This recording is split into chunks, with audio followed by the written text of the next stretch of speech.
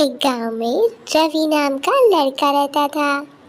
वह बहुत ही खुशमिजाज था और बहुत ही ईमानदार भी था। एक बार वो अपने दोस्तों के साथ बैठा हुआ था। तभी उसके दोस्तों ने गांव की एक भूतिया हवेली के बारे में बताया।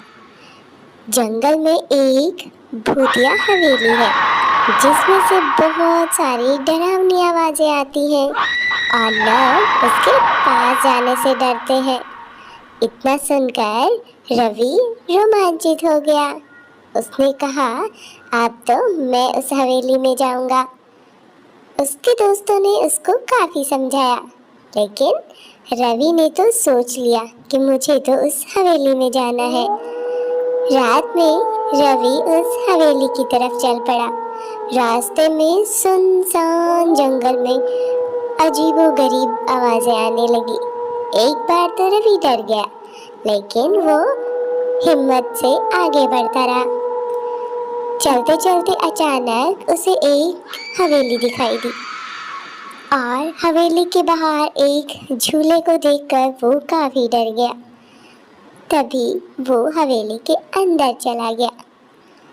हवेली के अंदर जाकर उसने देखा हवेली बिल्कुल सुनसान है। कांच की खिड़कियां टूटी हुई हैं और हवेली में ढेर सारे जाले लग रहे हैं। अचानक से रवि को एक आवाज सुनाई देती है। रवि चौंक गया।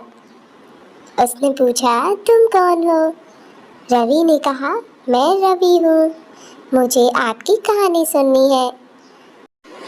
तभी रवि को एक बुढ़िया नजर आई जो कि काफी बूढ़ी थी। अब उसने कहानी बताना शुरू किया। काफी समय पहले जंगल में राजा और रानी अपनी एक छोटी बेटी के साथ घूम रहे थे। तभी रात के अंधेरे में राजा और रानी की बेटी खो गई। राजा और रानी ने उसे खूब ढूंढा, लेकिन वो कहीं नहीं मिली। तब राजा ने उस जंगल को भूतिया जंगल घोषित करवा दिया। काफी समय बाद वो राजा और रानी की बेटी लौट कर आई, लेकिन वो अपने महल में नहीं गई। वो अब काफी मजबूत इंसान बन चुकी थी और वो इस हवेली में रहने लगी। उसकी बातों को सुनकर रवि गांव की तरफ चल पड़ा और उसने गांव में पहुंचकर अपने दोस्तों को सारी बात बताई और उसने कहा, अब ये बात हम गांव वालों को बताएंगे।